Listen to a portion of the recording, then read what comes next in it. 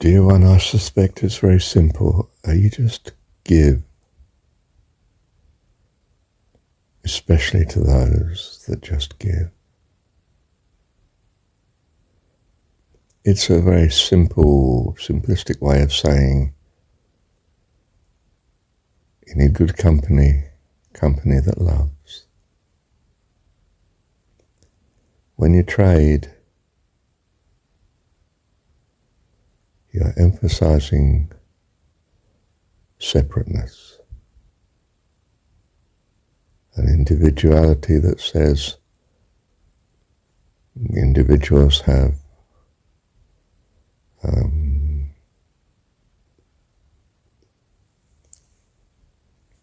priority for a narrow self, and a world in which that is so is very unsatisfactory.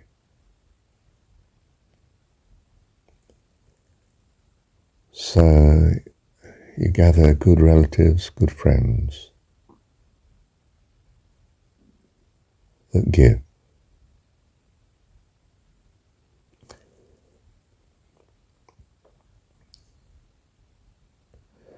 I suppose, to be clearer, I should say that care for each other.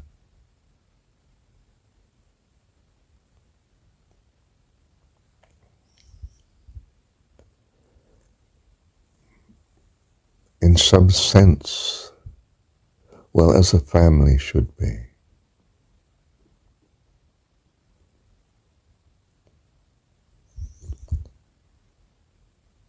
And families ideally help other families to survive, and to survive happily.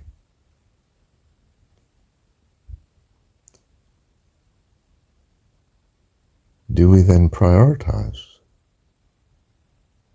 Isn't this a prioritization?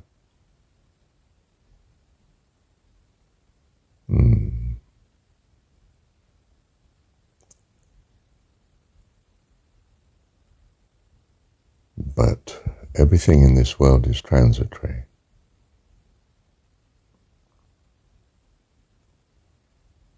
You learn here to value the eternal, because the transitory is a nightmare. It propels you into the arms of God. My soul longs for you, my soul longs for you. Nothing else will do.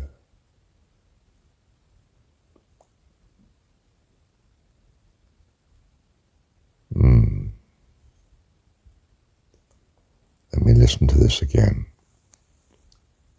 The Jesus story has a prioritization. It's for those that have ears to hear. And he's not come to change the world. Oh.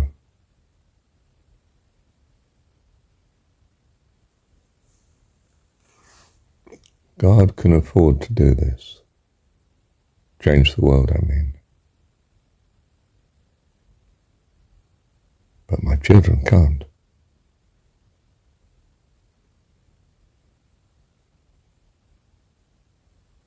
Do you see what I mean? They will just be wasted if they just give to all and sundry. They give to those who have ears to hear.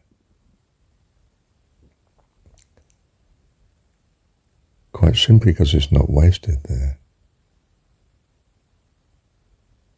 They prioritize, you see. They give opportunity for others to join their family.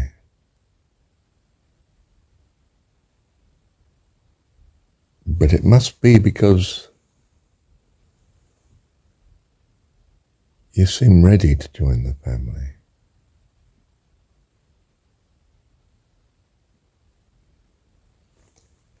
Well, else you'll wreck it. bring the family crashing down.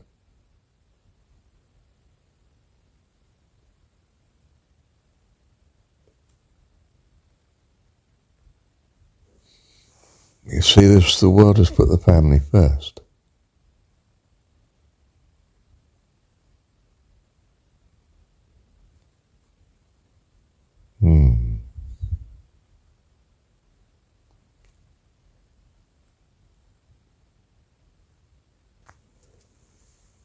Might seem a different tack, but don't put religion first. Religion as such is not people, it's a system of living. The system of living is only a means to an end. Now, we misunderstand what the end is, the goal of living. It's not actually for this world. We're not here to change the world. We're here to learn to put God first. Because He is competent and able and willing, loving in fact,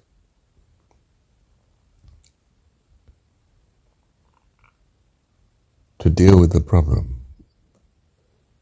His children are not yet, they are still children. Do you see the difference? If you act as God and just give to every need that you see,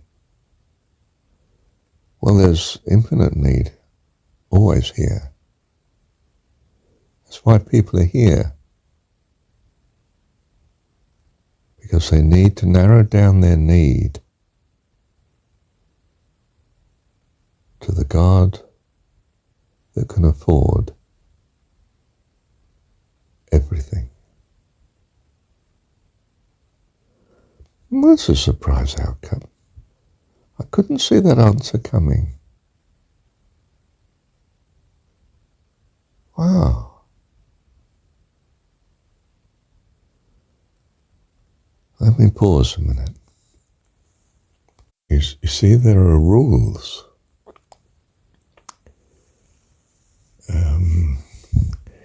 You're in the kingdom of heaven already. You're in His family. You're in His care, His provision. But you're still lingering in the world. You're sent here.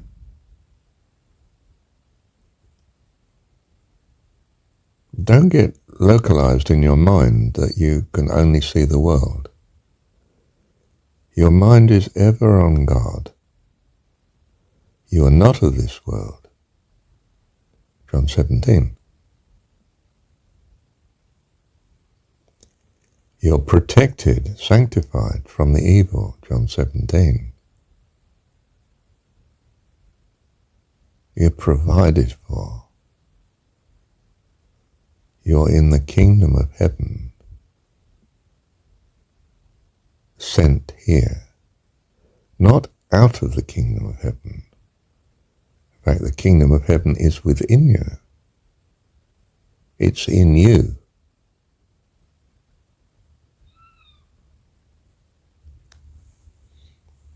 That's why Jesus is not in the story healing everybody, not staying forever to put the world right.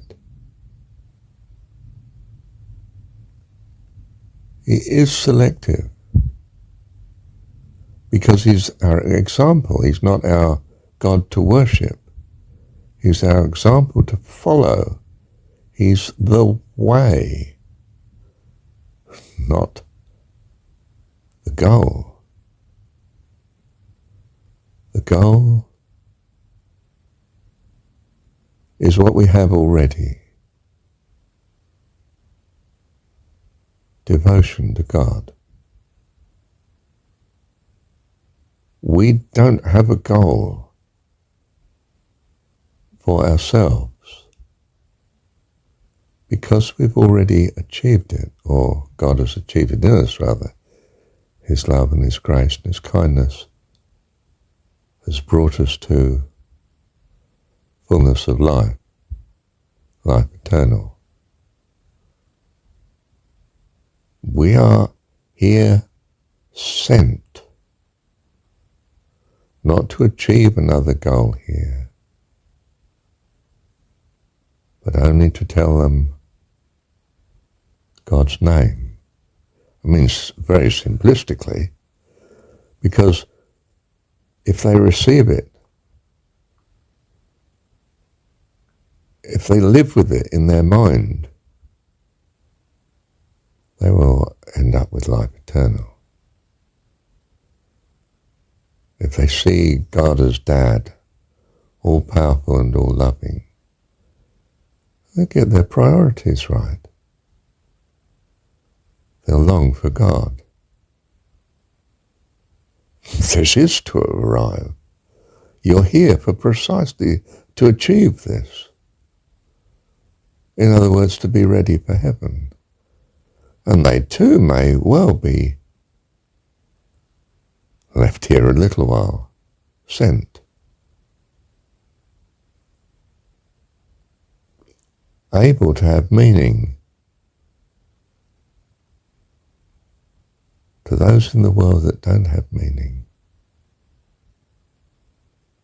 If they've come to have ears to hear, they will follow you. I don't mean you should be a guru, but you are an example.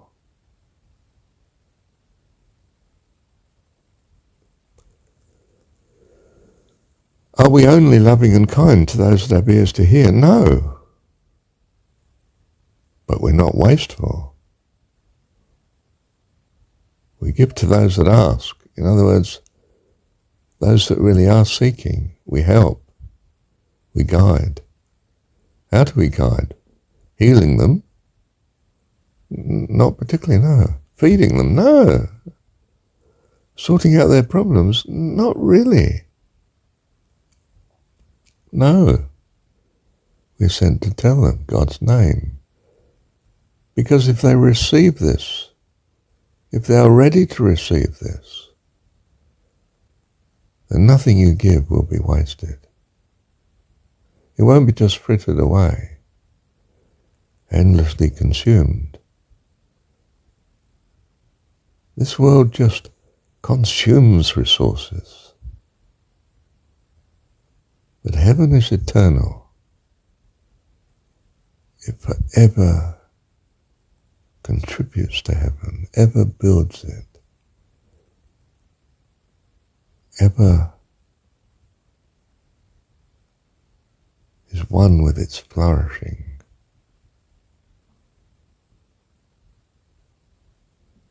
No, I've said that in a way that suggests that we put religion first. No, but we do put our mission first. We're only here now in as far as we're effectively sent. What does that mean? We're only here in as far as we effectively come to the rescue of those that have ears to hear. We do prioritize. So heavenly prioritizing, a prioritizing that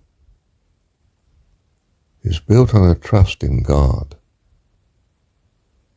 is built on your trust in your heavenly position of being part of God's family, already in the kingdom of heaven. Still learning.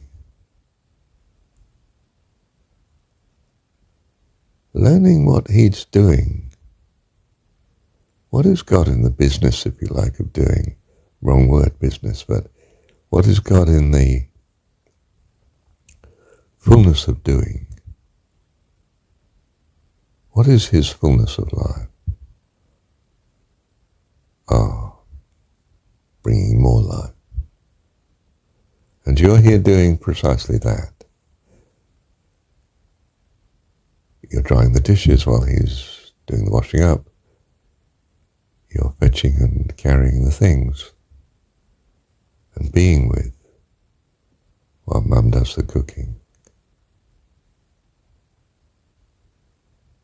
That's your role here.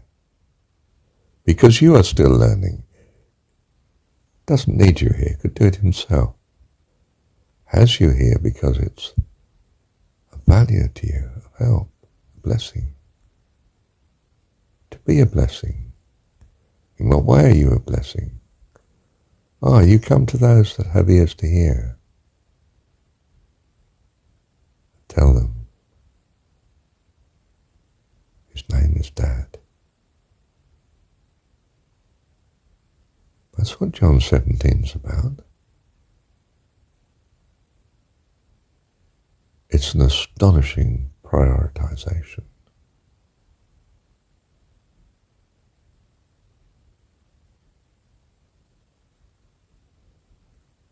Don't worship the story, but do you see what I mean?